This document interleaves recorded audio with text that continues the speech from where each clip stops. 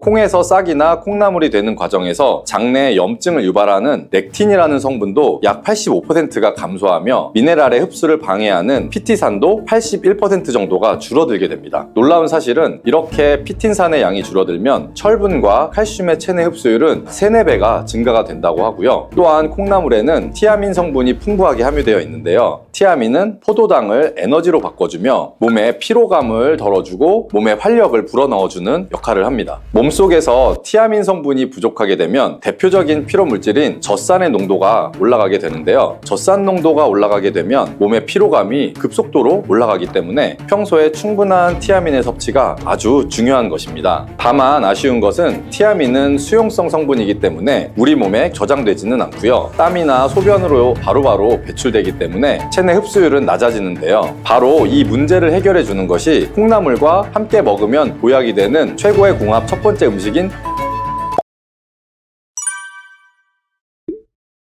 여러분, 콩나물 하면 무엇이 생각나시나요? 따뜻한 콩나물 국밥, 감칠맛 넘치는 콩나물 비빔밥 등 정말 많은 음식들이 생각이 나는데요. 콩나물은 우리에게 정말 친숙한 식재료인 것 같습니다. 그런데 이렇게 익숙한 식재료에도 함께 먹으면 상극이 되는 음식이 있고 또 함께 먹으면 우리 몸에 보약이 되는 궁합이 잘 맞는 음식이 있습니다. 콩나물의 효능, 콩나물과 상극이 되는 음식, 그리고 보약이 되는 최고의 궁합을 가진 음식까지 콩나물에 대한 모든 것을 알아보겠습니다. 영상을 보고 계신 여러분은 콩나물이 어떤 채소인지 알고 계신가요? 물론 잘 알고 계실 거예요. 바로 콩의 싹을 틔워 재배한 것이 콩나물이지요. 콩나물은 그럼 콩의 영양소가 그대로 있을까요? 콩하면 생각나는 영양소는 아무래도 단백질일 건데요. 밭에서 나는 소고기라는 별명이 있을 정도로 아주 많은 단백질이 콩에 함유가 되어 있습니다. 콩은 약 40%가 단백질로 이루어져 있다고 하고요. 그 콩을 발화시켜서 키운 콩나물 속의 단백질은 콩의 단백질 함량과 비슷하지만 체내 흡수율은 훨씬 높다는 사실 알고 계셨나요? 그 이유는 콩의 단백질을 흡수하는 데 방해가 되던 트립신 저해제가 콩나물이 되는 과정에서 상당량 줄어들기 때문이랍니다. 평소에 콩을 드시면 소화가 잘 안 돼서 걱정이신 분들은 콩나물을 드시면 소화도 잘 되고 단백질 보충에도 많은 도움을 받을 수가 있겠죠. 나이가 들면서 몸에 근육이 많이 빠져서 걱정이신 분들도 콩나물을 통해 단백질을 보충하여 근육이 빠지는 것을 한번 예방해 보세요. 그리고 콩에서 싹이나 콩나물이 되는 과정에서 장내에 염증을 유발하는 렉틴이라는 성분도 약 85%가 감소하며 미네랄의 흡수를 방해하는 피티산도 81% 정도가 줄어들게 됩니다. 놀라운 사실은 이렇게 피틴산의 양이 줄어들면 철분과 칼슘의 체내 흡수율은 3, 4배가 증가가 된다고 하고요. 또한 콩나물에는 티아민 성분이 풍부하게 함유되어 있는데요. 티아민은 포도당을 에너지로 바꿔주며 몸의 피로감을 덜어주고 몸의 활력을 불어넣어주는 역할을 합니다. 몸속에서 티아민 성분이 부족하게 되면 대표적인 피로 물질인 젖산의 농도가 올라가게 되는데요. 젖산 농도가 올라가게 되면 몸의 피로감이 급속도로 올라가기 때문에 평소에 충분한 티아민의 섭취가 아주 중요한 것입니다. 다만 아쉬운 것은 티아민은 수용성 성분이기 때문에 우리 몸에 저장되지는 않고요. 땀이나 소변으로 바로바로 배출되기 때문에 체내 흡수율은 낮아지는데요.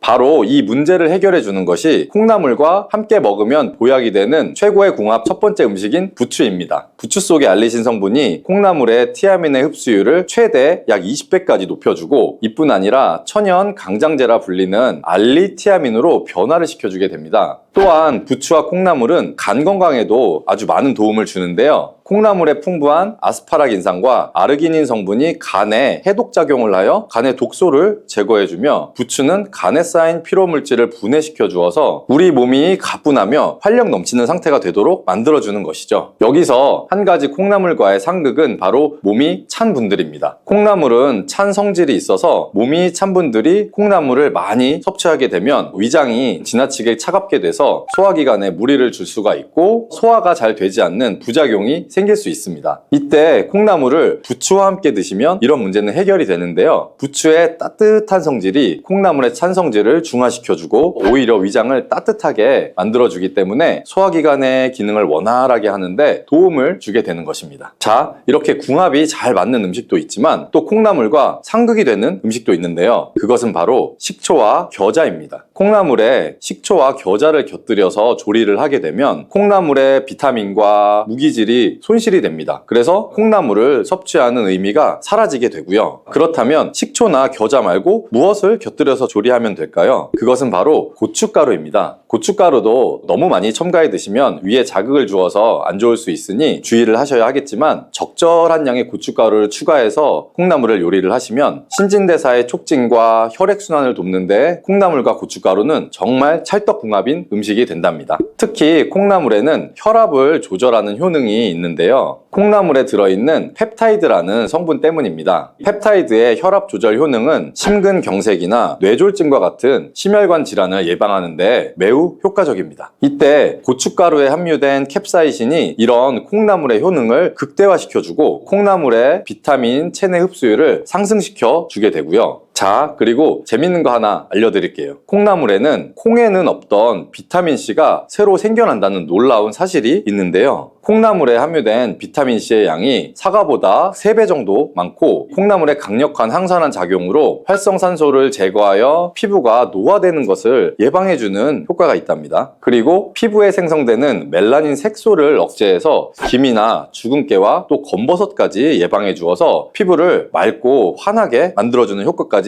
누릴 수가 있고요. 콩나물의 비타민C는 콜라겐의 합성에도 관여하여 피부를 탄력 있게 만들어줍니다. 이렇게 콩나물의 비타민은 피부를 건강하게도 하며 우리 몸의 면역력을 강하게 해주어 감기 바이러스가 들어오면 바이러스를 제거하는 데도 도움을 주기도 하고요. 두통을 완화시켜 줄 수 있고, 몸살로 인해서 통증을 완화시켜주는 천연 진통제 역할도 해줍니다. 이때 우리가 배를 함께 섭취하게 되면 몸속의 열기를 더 잡아줘서 강력한 해열 작용을 하게 되는데요. 배에 함유된 루테올린과 사포닌 성분은 강력한 항염증 성분으로서 기관지의 염증을 완화시켜주고 가래를 제거하는 데 도움을 줍니다. 이러한 효능들로 콩나물과 배를 함께 드시게 되면 초기 감기로 인한 기침, 가래도 완화시키고 감기로부터의 몸의 회복을 빠르게 도와줄 수가 있습니다. 또한 콩나물과 배는 식이섬유가 풍부해서 장 기능도 개선을 해주는데요. 콩나물의 수용성 식이섬유가 다량의 수분을 흡수하기 때문에 변의 부피를 크게 만들어주고요. 변을 무르게 만들어서 변비를 예방하고 완화시킬 수가 있고요. 또 배에 풍부한 펙틴 성분은 나쁜 콜레스테롤을 배출시켜서 심혈관 질환을 예방하고 장 속의 유익균의 성장을 도와주어 장내 환경을 개선하는 데 큰 역할을 해줍니다. 이렇게 좋은 콩나물도 드실 때 주의하실 것이 있는데요. 바로 콩나물을 생으로 드시면 절대 안 됩니다. 콩나물의 재배 환경이 덥고 습하기 때문에 박테리아인 살모넬라균과 대장균의 감염이 잘 될 수가 있습니다. 그래서 콩나물을 그냥 생으로 드시게 되면 식중독에 걸릴 가능성이 생기는 거고요. 또한 대부분의 채소에 함유된 비타민C는 열에 좀 약하지만 콩나물의 비타민C는 열을 가해도 50% 이상 손실이 되지 않기 때문에 콩나물은 반드시 익혀서 드시는 것이 좋습니다. 콩나물과 함께 드시면 보약이 되는 최고의 궁합 음식 세 번째는 바로 돼지고기입니다. 돼지고기에는 단백질뿐 아니라 아미노산과 비타민, 철분, 또 아연 등의 영양소가 풍부하게 함유가 되어 있죠. 하루 일과를 마치고 피곤할 때 저녁으로 삼겹살을 먹고 나면 피로감이 많이 사라지고 몸에 힘이 나지 않나요? 그 이유는 돼지고기 속에 피로회복에 탁월한 효능이 있는 비타민 B1이 아주 풍부하게 함유되어 있기 때문인데요. 이 양이 소고기의 약 10배 정도가 된다고 하니 정말 놀랍지 않나요? 이뿐 아니라 돼지고기에는 불포화 지방산이 풍부해서 체내에 콜레스테롤이 쌓여서 혈관을 막는 것을 막아주고 또 몸속의 염증을 제거하고 중금속을 배출시켜주는 놀라운 효능까지 있답니다. 이때 콩나물과 함께 드시게 되면 그 시너지 효과가 폭발하게 되는데요. 돼지고기의 영양 성분의 흡수율을 높여서 효능을 극대화시킬 수가 있는 거죠. 자, 이렇게 좋은 콩나물도 호르몬 관련 질환을 갖고 있는 분들은 섭취에 주의하셔야 할 점이 있는데요. 콩나물에는 식물성 에스트로겐인 이소플라본을 함유하고 있습니다. 이 성분은 체내에서 에스트로겐과 유사한 작용을 하게 되는데요. 그래서 유방암, 자궁암, 또 난소암과 같은 호르몬 민감성 질환을 갖고 있는 분들은 콩나물의 이소플라본이 증상을 악화시킬 수가 있기 때문에 과하게 드시지 않는 것이 좋겠습니다. 국제의학 바이오저널의 연구에 따르면 블루베리의 이 폴리페놀 성분과 우유의 단백질의 이 친화성 때문에 블루베리와 우유를 함께 먹게 되면 블루베리의 항산화 성분이 대부분 파괴된다고 발표했어요. 그리고 우유에 함유된 칼슘은 블루베리의 이 안토시아닌 성분과 만나면 킬레이트화가 된다는데, 이것은 둘이 결합해서 덩어리를 만든다는 거예요. 그러면 당연히 불용성 물질이 되겠고 침전물이 생기고 우리 몸에서 녹거나 흡수가 되지 않겠죠. 그래서 몸 밖으로 배출이 된다는 소리예요. 이 과정에서 우리 몸에 머물면서 소화되지 않기 때문에 위와 장에 굉장히 큰 부담을 줄 수가 있고, 이 때문에 블루베리와 우유를 자주 섭취하거나 위와 장이 약하신 분들이 드실 경우에는 위장에 염증도 유발할 수 있고 위장관 질환이 생길 수가 있겠죠. 특히 신체 기능이 많이 떨어져 있고 나이가 많이 드신 분들이 이렇게 지속적으로 계속 드시면 위장에 안 좋을 수 있으니 주의해서 드시길 바래요. 블루베리 주스를 만들어 드실 때는 우유 대신 오트밀이나 물을 첨가해서 드시는 게 좋겠죠. 우유가 블루베리와 맞지 않는다고 해서 요거트도 맞지 않는다는 것은 아니에요. 요거트는 발효 과정을 거쳐 단백질이 쉽게 분해되기 때문에 항산화 성분의 흡수율을 오히려 높여줘요. 요거트에 냉동 블루베리를 얹어서 먹는 것은 좋은 블루베리를 먹는 방법이 되겠습니다. 블루베리를 드실 때 주의하셔야 할 분들도 있어요. 블루베리에는 살리실산이라는 성분이 있는데 이것 때문에 알레르기 반응을 일으키는 분들이 간혹 있거든요.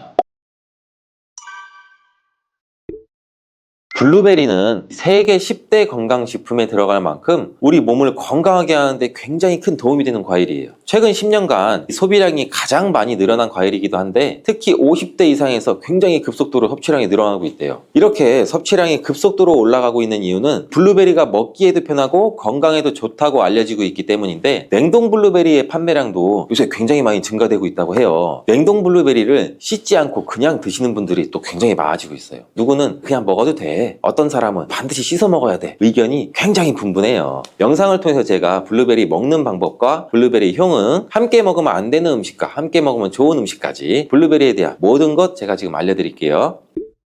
먼저 냉동 블루베리를 씻어야 되느냐 그냥 먹어도 되느냐 제가 정리해 드릴게요. 결론부터 말하자면 씻어서 드시는 것이 안전하다입니다. 먼저 냉동 블루베리를 구입하셨다면 식품의 유형을 한번 확인하시기 바래요. 식품 유형에 과체 가공품이라고 적혀 있다면 씻어서 냉동한 블루베리이기 때문에 그냥 드셔도 되시긴 해요. 근데 식품 유형에 농산물이라고 표기가 되어 있다면 이것은 씻지 않고 냉동되어 유통된 블루베리이기 때문에 반드시 씻어서 드시는 게 좋아요. 근데 간혹 식품 유형이 표기가 되어 있지 않은 제품들도 있는데 이런 제품은 당연히 씻어 드시는 게 좋겠죠. 2022년 한국소비자연맹에서 현재 시중에 판매되고 있는 냉동과일, 블루베리, 망고, 딸기 등등 제품을 선정해서 안전성 평가를 했는데, 과체 가공품 같은 세척과일 제품에서 미생물, 잔류농약, 곰팡이, 독소 등의 검사에서 규격 기준에는 적합하긴 했지만 이 미생물과 잔류농약이 검출된 제품들도 있었어요. 이 자료를 바탕으로 한다면 이 냉동 블루베리 제품도 이미 씻어서 유통이 되고 있다고 할지라도 한 번 정도는 씻어 드시는 게 좋겠어요. 블루베리 씻는 방법은 흐르는 물에 약 30초 정도만 씻어주면 되는데, 깨끗이 빡빡 씻는다고 블루베리를 물에 오래 담가두거나 흐르는 물에서도 오래 씻으면 안 돼요. 블루베리에 함유된 안토시아닌 성분은 수용성이기 때문에 영양소가 다 빠져나가 버릴 수 있어요. 잔류 농약 또한 수용성이기 때문에 흐르는 물에 약 30초 정도만 씻어도 충분하니 걱정 말고 드셔도 괜찮습니다. 블루베리는 특별히 생과일보다 냉동 블루베리가 이 안토시아닌 함량이 높다고 해요. 이 시드니의 뉴사우스 웨일즈 대학의 연구진이 블루베리를 건조, 냉장, 냉동했을 때 핵심 영양소가 어떻게 변화되는지 실험을 했는데, 안토시아닌의 함량이 블루베리 1g당 생과일일 때는 7.2mg, 냉장 보관했다가 2주가 지났을 때는 5.7mg로 줄었고 건조했을 때는 4.3mg로 더욱 줄었대요. 근데 냉동 한 달 후에는 8.1mg으로 오히려 생과일 때보다 늘어났고, 냉동 3달이 지나자 7.9mg로 소폭 줄었지만 역시 생과일 때보다 많은 함량이 확인되었다고 해요. 실험 결과로만 보면 블루베리는 냉동으로 드시는 것이 가장 많은 영양분을 섭취할 수 있다는 말이 되겠네요. 추가로 눈 건강이나 심혈관 질환, 당뇨 등에 도움이 많이 되는 시중에 이 안토시아닌 함량이 개런티된 영양제도 많이 나와 있으니 꼭 블루베리나 빌베리와 같은 영양제를 드시려면 건강기능 식품으로 제조된 안토시아닌이 최소 50mg 개런티된 제품을 드시는 게 굉장히 좋겠죠. 그렇다면 그렇다면 다른 채소나 과일은 냉동했을 때 핵심 영양소의 함량이 어떻게 될까요? 이 영양소에 따라 보존력이 강한 것도 있고 약한 것도 있는데 딸기의 한 종류인 이 라즈베리는 폴리페놀 성분이 핵심 영양소예요. 생과일일 때보다 냉동일 때가 킬로그램당 폴리페놀 함량이 약 100mg 정도 상승하는 것으로 나타났고, 당근의 경우에는 핵심 영양소가 이 베타카로틴이라는 거 많이들 알고 계시잖아요. 냉동 보관했을 때 3개월이 지나면 베타카로틴의 함량이 현저히 떨어져요. 이렇듯 냉동 채소, 냉동 과일은 핵심 영양 성분에 따라서 함량이 높아질 수도 있고 낮아질 수도 있어요.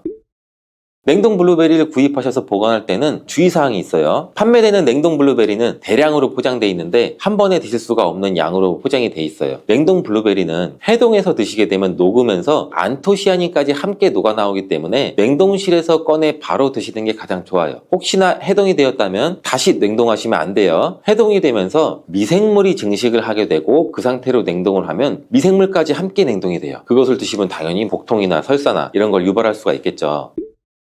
블루베리의 핵심 영양소인 안토시아닌은 폴리페놀의 일종으로 식물에 굉장히 많이 함유된 청자색을 띠는 성분이에요. 블루베리의 색깔이 짙은 보라색을 띠는 것은 바로 이 안토시아닌 성분 때문에 그런데, 안토시아닌의 과일변 함량에서는 빌베리 블루베리가 가장 높은 함량을 가지고 있는 것으로 알려져 있는데, 안토시아닌 함량이 높고 좋은 빌베리일수록 우리가 먹었을 때 입안에 보랏빛으로 착색이 심하게 되는 경우가 많아요. 인공색소가 아니기 때문에 전혀 걱정 안 하셔도 되고, 10분 정도 지나면 자연히 없어지니 시중에 빌베리, 블루베리가 포함된 건강기능 식품을 드셨을 때 오히려 착색이 되더라도 전혀 걱정하지 않으셔도 돼요. 안토시아닌의 가장 큰 효능은 눈을 건강하게 한다는 것. 이 안토시아닌은 로놉신의 제합성을 촉진시켜서 이 시력을 보호하고 백내장이나 안구건조 등 망막염 등 눈질환을 예방하기도 해요. 눈의 피로와 노화를 방지해서 초기 근시도 예방하는 것으로 알려져 있는데, 강력한 항산화 물질인 이 안토시아닌은 우리 몸의 활성산소를 제거해서 세포의 노화를 방지해 주는데 뇌 세포의 노화까지 같이 예방을 해준다고 해요. 폴리페놀 성분인 이 안토시아닌은 우리 뇌의 신경세포를 보호해주고 신경 전달 물질의 분비를 촉진시켜 뇌 기능도 향상시켜주면서 뇌의 해마를 자극해서 기억력도 향상시키고 치매를 예방하는 데도 도움을 줄 수가 있다고 해요. 이 테로스틸벤 성분이 뇌의 신경 전달 물질인 도파민과 노르에피네프린의 분비를 촉진시켜서 집중력을 향상시키는 데에도 도움을 주는 것으로 알려져 있고요. 간단히 말하자면 블루베리를 꾸준히 섭취하시면 기억력, 집중력을 향상시키고 치매를 예방하는 데에도 조금이나마 도움을 줄 수 있다는 거예요. 또한 활성산소를 제거하는 이 안토시아닌은 피부 미용에도 굉장히 좋은 효능을 발휘하는데, 이 피부 노화를 방지할 뿐만 아니라 염증을 제거하고 억제하는 효과도 있어 여드름 피부를 개선하는 데에도 도움이 돼요. 또한 비타민과 미네랄이 풍부해서 피부를 건강하게 유지하고, 풍부한 안토시아닌과 비타민C는 피부의 수분을 유지하는 데도 도움을 주고 주름도 예방하고 피부 톤도 밝게 하는 데도 도움을 줄 수가 있죠. 그리고 풍부한 식이섬유는 장의 운동을 촉진시켜주고 장내의 노폐물도 흡착하고 배출을 시켜서 피부 트러블 개선하는 효과도 같이 가지고 있어요. 나이가 들면서 머리 숱도 줄어들게 돼서 탈모를 걱정하시는 분들도 굉장히 많은데, 블루베리가 탈모 예방에도 굉장히 효과적이에요. 블루베리에 들어있는 이 안토시아닌은 튼튼한 모발이 자라날 수 있도록 모낭세포를 자극해주고 두피세포의 노화를 예방해서 탈모를 또 예방하게 되는 거예요. 블루베리에 함유된 또 비타민C는 머리카락 조직 형성에 필수적인 성분이고 콜라겐 생성을 촉진시킬 수 있는 성분이어서 모발을 강화하고 두피 건강을 증진하는 데에도 굉장히 큰 도움이 돼요. 항산화 성분이 안토시아닌은 머리카락 세포도 송산시키는 이 자유라디칼을 제거하고 머리카락 손상을 예방하는 데 도움이 돼서 탈모를 또 예방하는 그런 원리죠. 블루베리는 당뇨의 위험이 있는 분들한테 굉장히 큰 도움이 되거든요. 블루베리, 빌베리는 혈당 수치를 낮춰주고 당분을 에너지원으로 사용하는 이 신진대사의 과정을 촉진해주는 효능이 있어요. 미국의 당뇨병 협회는 빌베리, 블루베리를 당뇨병 슈퍼푸드라고 부르면서 블루베리를 꾸준히 드시면 인슐린 감수성을 향상시키고 혈당을 낮추는 데 도움이 된다고 발표했어요. 블루베리에 대한 연구를 굉장히 많이 진행을 했는데, 하루에 약 150g의 블루베리를 섭취한 실험군은 혈당 스파이크의 발생이 현저히 낮아졌고 인슐린 수치 또한 낮아진 것으로 확인되었다고 발표했어요. 블루베리에 함유된 이 안토시아닌뿐만 아니라 칼륨, 비타민 B6는 또 심장 건강을 지키는 데 굉장히 큰 도움을 주는데, 이 성분은 우리 몸의 콜레스테롤과 혈액의 지방을 감소시켜서 혈액순환을 또 원활하게 해준다고 해요. 이러한 효능으로 심장마비나 협심증을 일으키는 죽상동맥경화증을 예방하는데 굉장히 큰 도움을 주게 되죠. 또한 호모시스테인이 우리 몸에 과다하게 축적이 되면 혈관을 손상시켜요. 그리고 혈전을 생성해서 이 심장마비, 뇌졸중 이런 심혈관 질환을 유발할 수 있는데, 블루베리의 풍부한 엽산과 비타민 B6는 호모시스테인의 축적을 방지해서 심혈관 질환도 예방할 수가 있어요. 블루베리를 많이 드시는데 이 블루베리 잎에는 관심이 별로 없는 것이 사실이에요. 블루베리 잎이 열매의 항산화 효능보다는 뛰어나다고 하는 사실 알고 계신가요? 블루베리 잎은 열매보다 이 안토시아닌 함량이 또 높고, 또한 폴리페놀의 일종인 클로로겐산의 함량도 높아서 열매보다 항산화 효과가 20배에서 30배 정도 높은 것으로 알려져 있어요. 굉장히 놀랍지 않아요? 이러한 블루베리 잎은 차로 우려서 드시면 되는데, 물 1리터 정도에 잎 약 4g 정도를 넣고 10분 정도 끓인 후에 식혀서 드시면 돼요. 블루베리가 새콤달콤 맛이 난다면 블루베리 잎차는 구수한 맛이 나더라고요.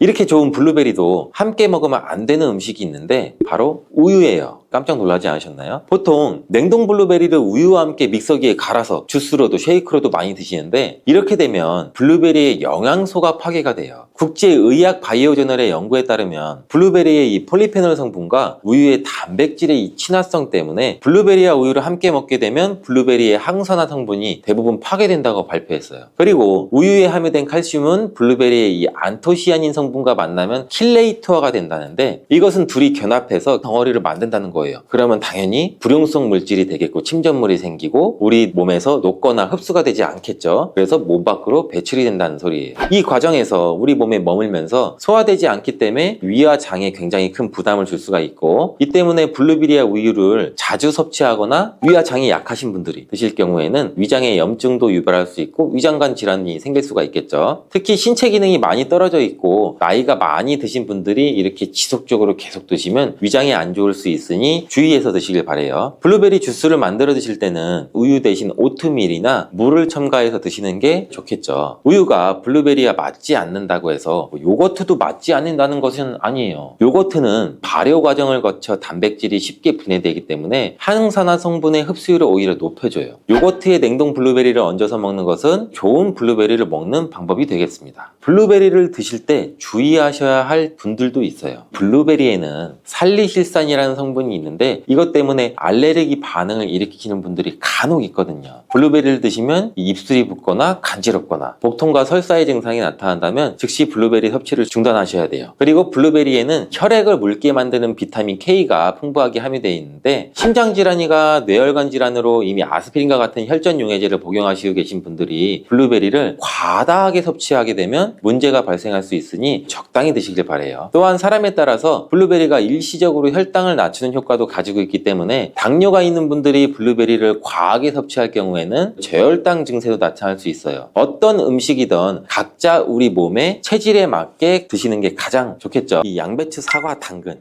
이 주스도 정말 많이 갈아 먹어요. 이 세 가지를 함께 갈아 드시면 정말 좋은 장수식품이 돼요. 당근은 혈액 생성을 촉진시키고 혈액순환을 원활하게 해서 눈 건강을 좋게 하는 효능이 있고, 사과는 피로를 회복시키고 기관지를 촉촉하게 해서 천식을 예방시키는 효과도 있잖아요. 배처럼. 또 세 가지 모두 식이섬유가 풍부해서 장 건강에 정말 좋은데 장 운동을 촉진하고 변을 묽게 해서 배변 활동에 도움을 주게 되죠. 이 세 가지를 함께 드시면 이런 효능들이 극대화돼서 정말 보약이나 다름없는 음식이 되죠. 그런데 생으로 드시라니까 혹시 농약이 걱정되시기도 하죠.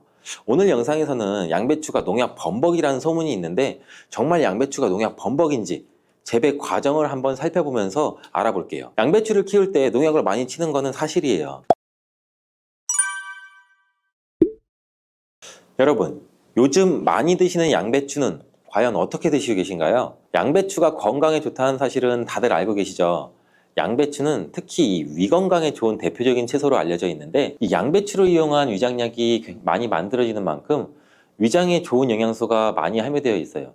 양배추는 위장뿐 아니라 여러 가지 몸에 좋은 효능이 있는 풍부한 성분들이 함유가 되어 있는데, 근데 이런 양배추도 잘못 드시면 오히려 건강에 독이 될 수 있다는 사실 알고 계신가요? 먼저 양배추의 부작용과 양배추의 효능 세 가지, 그리고 양배추와 함께 먹으면 보약이 되는 음식과 먹는 방법까지 양배추에 대한 모든 것을 알려드릴게요. 이 양배추에는 칼륨, 칼슘, 비타민 C, 비타민 U, 식이섬유 정말 많은 성분을 함유하고 있죠. 근데 비타민 C는 들어봤는데 비타민 U? 이건 뭘까요? 사실 비타민 U는 비타민은 아니에요.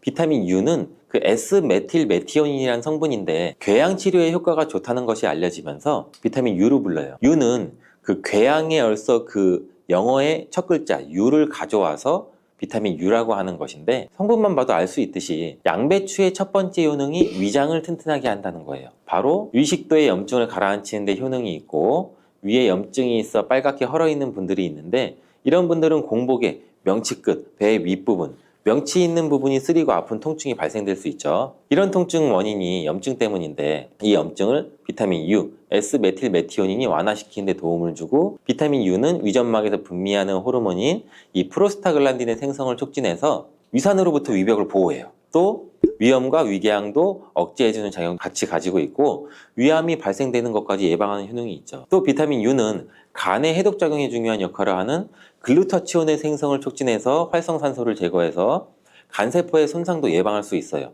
그래서 간 기능을 개선하는 데도 도움을 줄 수가 있죠. 사실 이 비타민 U는 십자화과 채소에는 풍부하게 함유가 되어 있어요. 십자화과 채소라면 뭐 양배추, 브로콜리, 배추부 등등이 포함되죠. 100g당 약 비타민 U가 함량이 약 배추에는 39mg, 무에는 11mg, 브로콜리에는 18mg, 양배추에는 무려 46mg로 이 십자화과 채소 중에서 가장 많은 함량이 들어있고 양배추는 부위에 따라서도 비타민 U 함량이 달라져요. 푸른색의 겉잎, 하얀색의 속잎, 그리고 심지로 구성되는데 100g당 겉잎에는 26.1mg, 속잎에는 46.3mg, 심지에는 30.6mg 함유가 되어 있어요. 겉잎보다 속잎에 더 많이 함유가 되어 있죠.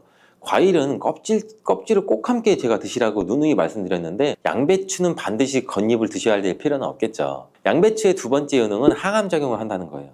그리고 양배추에는 항암작용이 뛰어난 글루코시놀레이트라는 성분이 풍부한데 이 성분은 그 미로시나아제라는 효소에 의해서 설포라판과 인돌3카비놀이라는 성분으로 전환이 돼요. 이 인돌3카비놀은 호르몬의 균형을 조절해주는 효능이 있는데 특히 에스트로겐 대사에 영향을 미쳐서 호르몬 균형을 조절하는 데 중요한 역할을 해요. 그래서 여성 호르몬 관련 건강 문제에 도움을 줄 수가 있죠. 또한 유방암이나 자궁경부암 발생을 억제하는 기능도 하고 미국 미시건 주립 연구팀에서 발표를 한 적이 있어요. 실제로 양배추를 일주일에 3회 이상 섭취한 여성들이 일주일에 1회만 섭취한 여성에 비해서 유방암 발생률이 약 72%나 낮은 것으로 보고했고 또한 글루코시놀레이트는 백혈구와 면역 단백질인 사이코카인 조율 능력이 굉장히 뛰어나서 방광암이나 유방암, 간암 등의 강력한 항암 효과를 보이는 것으로 알려져 있어요. 양배추의 세 번째 효능은 정말 중요한 효능인데 바로 몸에 진액을 보충해주는 효능이에요. 몸에 진액이 부족하면 아무리 좋은 약을 드셔도 효과를 못 봐요. 온몸 구석구석 질병에 걸릴 가능성이 높아져요. 이 몸의 진액이라고 하면 혈액이나 림프액, 조직액, 음식물 섭취 시 흡수되는 영양물질, 몸 안에 조직에서 분비되는 점액질, 호르몬 우리 몸의 모든 생명을 유지하기 위해서 필요한 모든 체액이 바로 진액이에요. 몸 안에 수분 같은 것들은 전부 다 진액이라고 보시면 되는데 이 진액이 몸에 부족하면 여러 증상이 나타나요.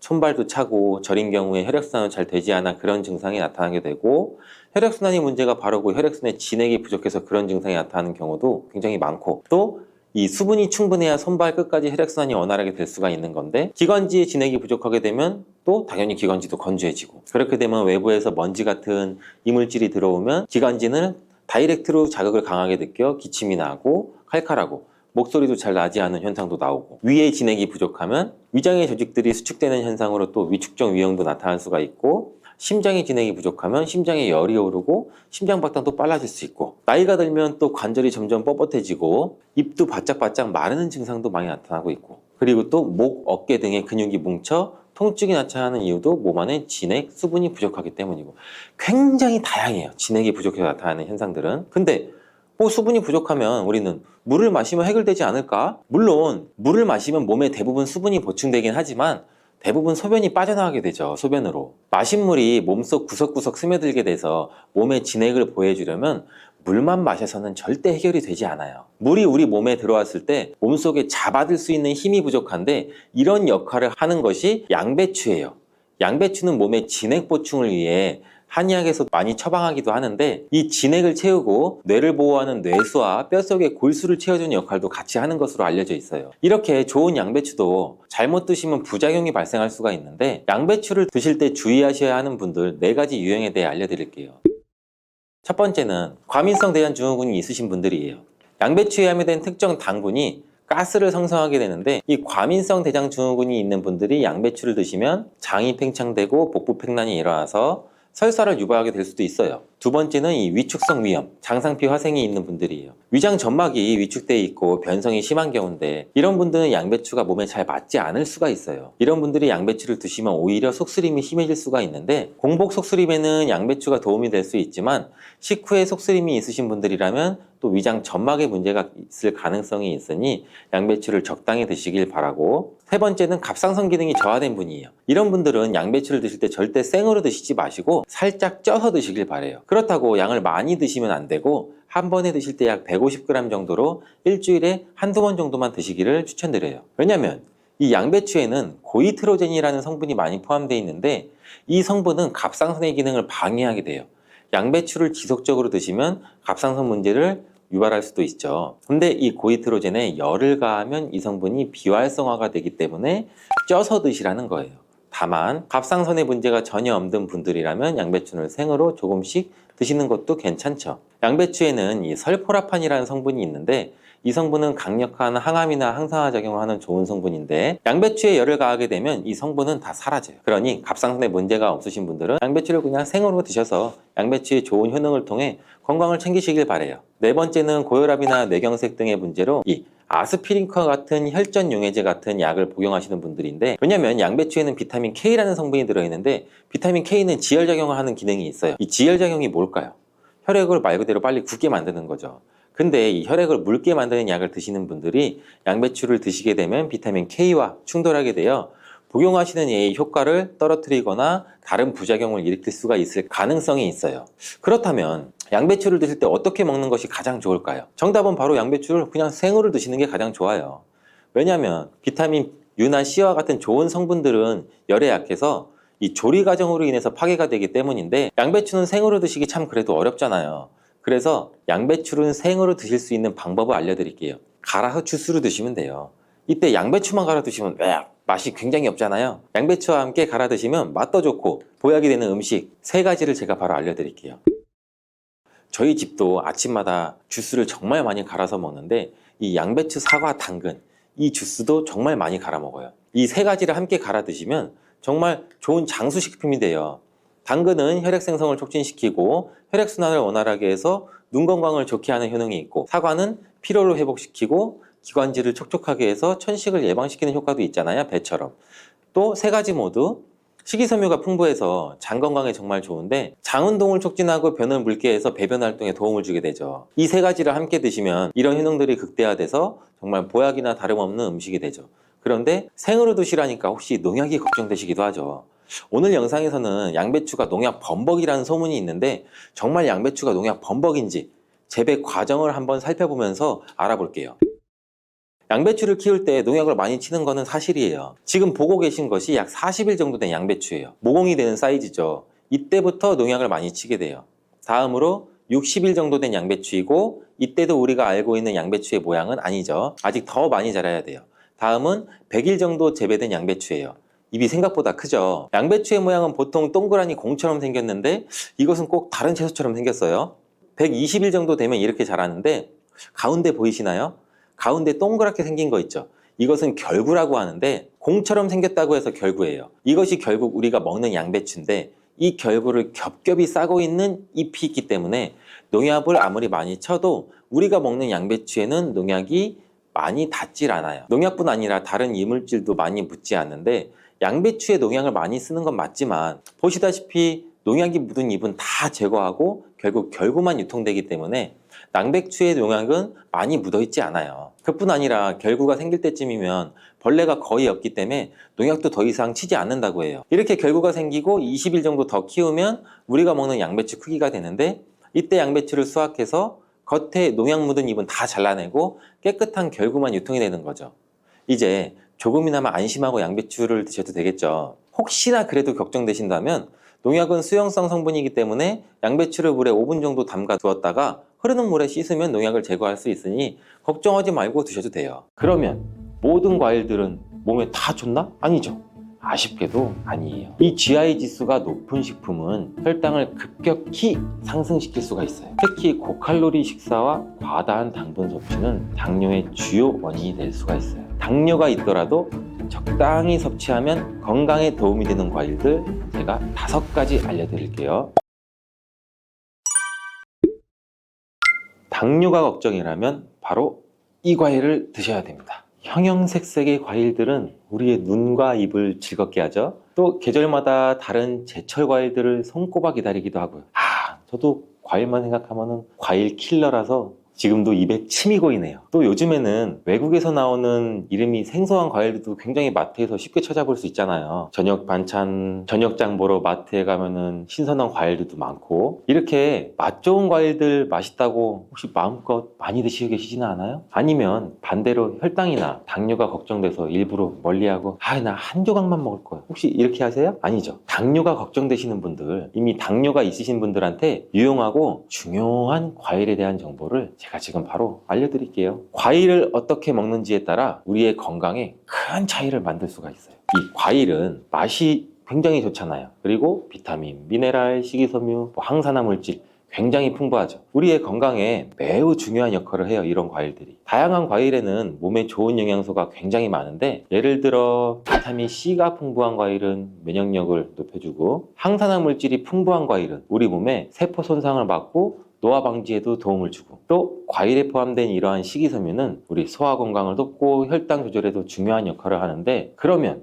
모든 과일들은 몸에 다 좋나? 아니죠. 아쉽게도 아니에요. 개개인에게 맞는 과일을 선택하는 기준을 잘 살펴보고 우리가 먹어야죠. 과일을 선택할 때 중요한 지표 중 하나가 GI라고 불리는 당화지수랑 GL이라고 불리는 당부하지수예요. 이 두 지표는 우리가 과일을 굉장히 많이 섭취했을 때 우리 몸에 혈당에 미치는 영향을 알려주는 수치라고 보시면 돼요. 어디선가 우리도 GI 하는 GI 지수라고 들어보신 적 굉장히 많으시죠? 이게 칼로리보다 이 GI 지수가 중요하다는 말 한 번쯤은 들어보셨을 거예요. 당화지수, 즉 이 GI 지수는 우리 식품이 혈당을 얼마나 빨리 올리는지를 나타내는 지표인데, 이 GI 지수가 높은 식품은 혈당을 급격히 상승시킬 수가 있어요. 반면에 GI 지수가 낮은 식품은 천천히 혈당을 올리기 때문에 우리가 음식을 섭취하면서 당뇨 관리에 조금 더 유리하다고 보시면 돼요. 그리고 당 부하 지수, 즉 GL 지수는 GI 지수와 식품에 포함된 탄수화물의 양을 고려한 지표인데, 말이 어렵죠. 쉽게 말해서 GI 지수는 각 그램에 대한 혈당 지수라면 GL 지수는 한 번 먹는 1회 분량으로 계산된 양에 대한 혈당 지수예요. 그래서 이 지수가 실제 혈당 반응을 더 정확하게 반영한다고 볼 수 있어요. 일반적으로 당화지수와 당부하지수가 낮은 과일이 이 혈당 스파이크, 즉 혈당이 급격히 높아지거나 낮아지는 이런 현상을 일으키지 않는데, 이 때문에 혈당이 걱정되시는 당뇨 환자분들은 이러한 과일을 잘 알고서 드셔야 되는 게 중요하겠죠. 당뇨병은 혈당 조절에 문제가 생기는 질환인 거 다 아시죠? 대부분의 경우 인슐린이라는 호르몬이 정상적으로 작용하지 않거나 인슐린 저항성의 문제와 분비량이 부족해져서 혈당이 높아지게 되는 거죠. 주된 원인은 크게 보면 유전적인 요인과 생활 습관에 있어요. 이러한 당뇨병은 가족력으로 전해지는 경우도 많고, 또한 불규칙한 식습관, 과도한 스트레스, 운동 부족, 비만 등도 굉장히 주요한 원인인데, 특히 고칼로리 식사와 과다한 당분 섭취는 당뇨의 주요 원인이 될 수가 있어요. 그래서 더더욱 음식을 드실 때 더 잘 알아봐야 하는데, 우리 당뇨가 있으신 분들은 단 음식, 과일을 섭취하면 안 된다, 이렇게 알고 계신 분들이 굉장히 많아요. 그렇죠? 하지만 당뇨에 도움이 되는 과일이 있다는 거, 이제 이 당뇨에 좋은 과일들을 한번 알아볼게요. 당뇨가 있더라도 적당히 섭취하면 건강에 도움이 되는 과일들 제가 5가지 알려드릴게요.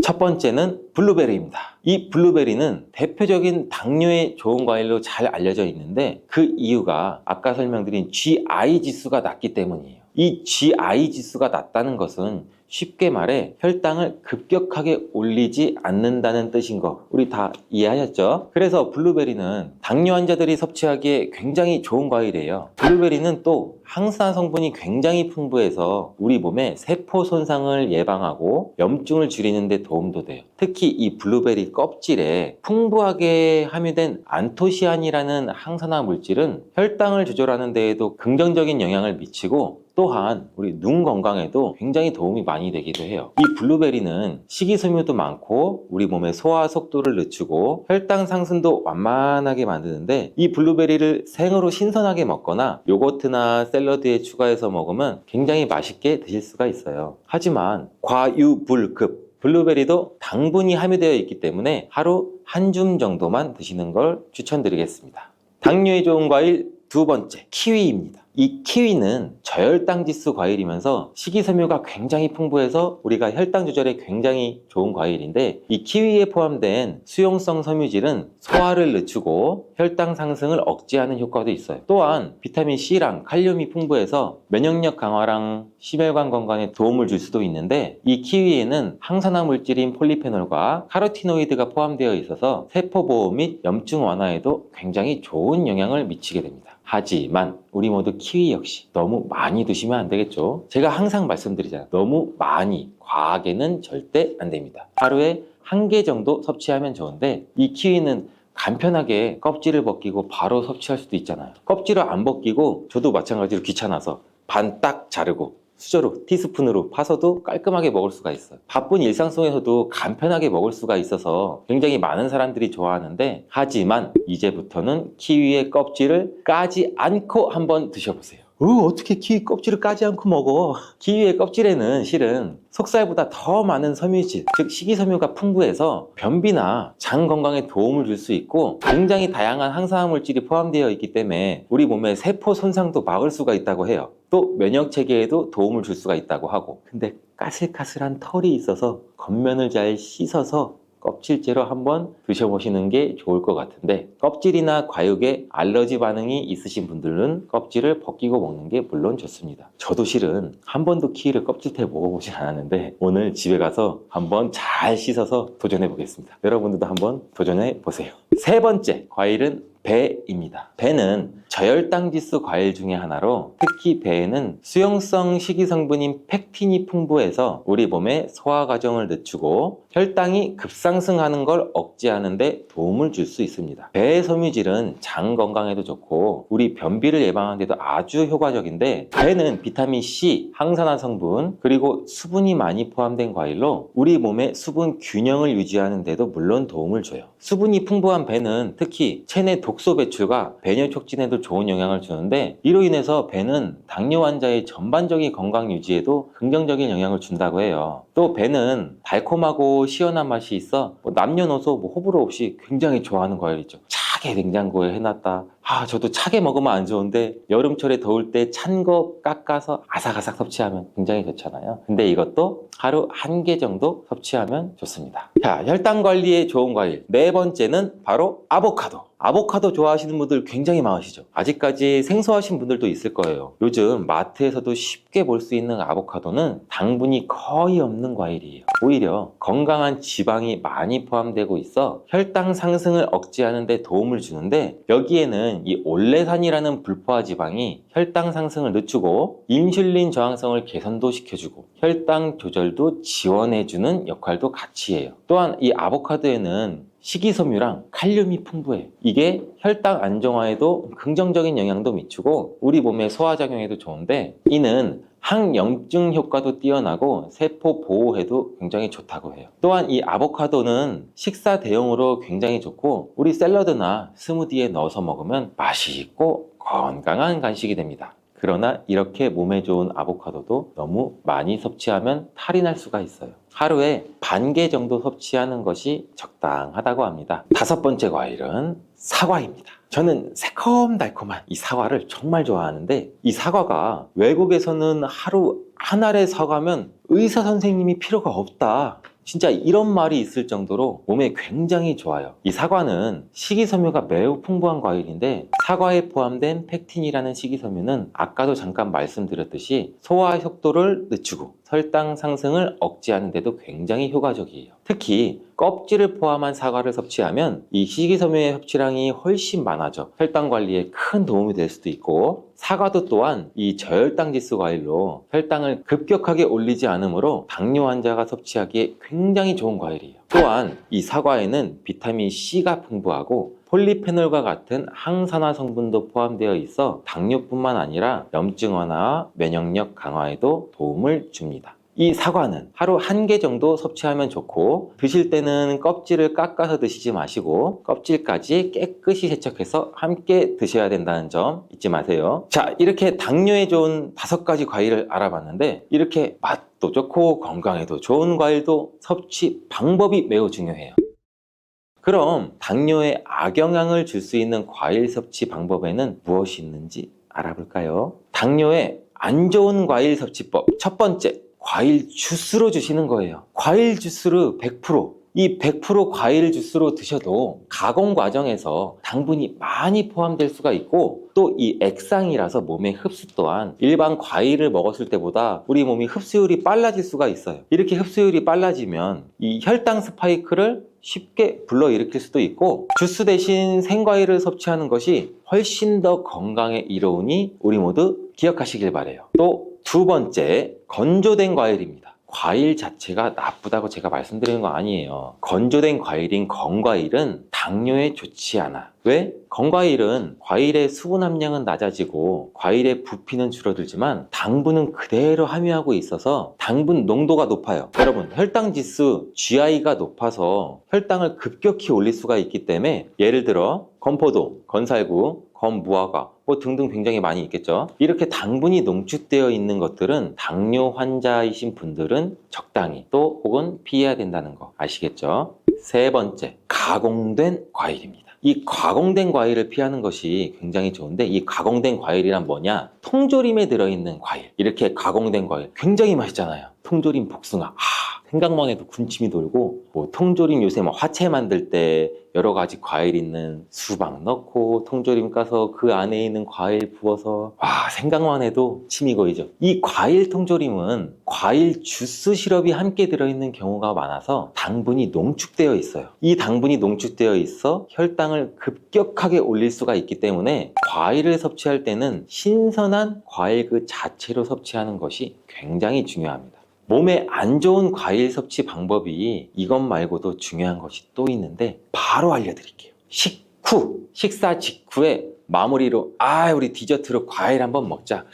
디저트로 사과나 배 과일 없나? 굉장히 많은 분들이 이렇게 드시고 계시잖아요. 대부분 식사를 다 하시고 입가심으로 과일 한두 조각 정도 드시는데, 이 식후에 당분이 많은 과일을 섭취하시면 식전에 과일을 드시는 것보다 몸에 해롭다는 사실 알고 계셨나요? 식후에 과일을 섭취하게 되면 우리가 식사를 하면서도 혈당이 올라가는데, 과일을 섭취하면 혈당이 급격하게 올라갈 수 있고 이 혈당 스파이크가 일어날 가능성이 있습니다. 과일은 식전에 먹는 것이 실은 과일의 섬유질이 우리 몸에 포만감도 주고 소화도 천천히 하게 도와줘서 탄수화물의 흡수를 늦추게 하는 효과가 있어요. 또한 이 과일을 드실 때는 껍질과 함께 섭취하시는 게 몸에 더 좋은 과일들이 있는데, 과일의 껍질 속에는 이 과일의 속살과는 비교도 안 되게 굉장히 많은 식이섬유랑 항산화 물질이 풍부하게 들어있어요. 이 껍질이 혈당 조절과 소화 건강에 더욱 도움이 되는 과일들도 굉장히 많이 있는데, 예를 들면 사과나 배는 껍질에 많은 영양분이 들어있기 때문에 껍질을 벗기지 않고 깨끗하게 씻어서 그대로 먹는 것이 굉장히 좋습니다. 다만 깨끗하게 세척도 잘 해주셔야 되고, 농약이 걱정된다면 유기농 과일을 선택을 하시는 것도 좋은 방법이 되겠죠. 이제부터 과일의 영양까지 생각하신다면 껍질은 버리지 마세요. 마지막으로 섭취 방법과 함께 중요한 건 과일을 드실 때의 양을 꼭 조절해야 된다는 겁니다. 제가 계속 말씀드렸죠. 양, 적정량. 그럼 맛있는 과일을 한 번 먹기 시작하면 배가 부를 때까지 드시지는 않나요? 물론 그런 경험 굉장히 많을 거예요. 저도 마찬가지고. 근데 과일은 이렇게 자연적인 당분을 포함하고 있기 때문에 적당량을 섭취하는 것이 굉장히 중요한데 하루에 한두 개가 적당해요. 일반적으로 보면 이것도 과일 종류에 따라 달라서 굉장히 주의를 해주셔야 됩니다. 맛있는 과일 계속 저절로 손이 가더라도 손이 가요 손이 가, 건강한 몸을 위해서 참고 너무 많이 먹지 않도록 주의하세요. 건강한 몸을 위해서 건강한 습관이 나를 만든다. 오늘도 꼭 기억해 주세요.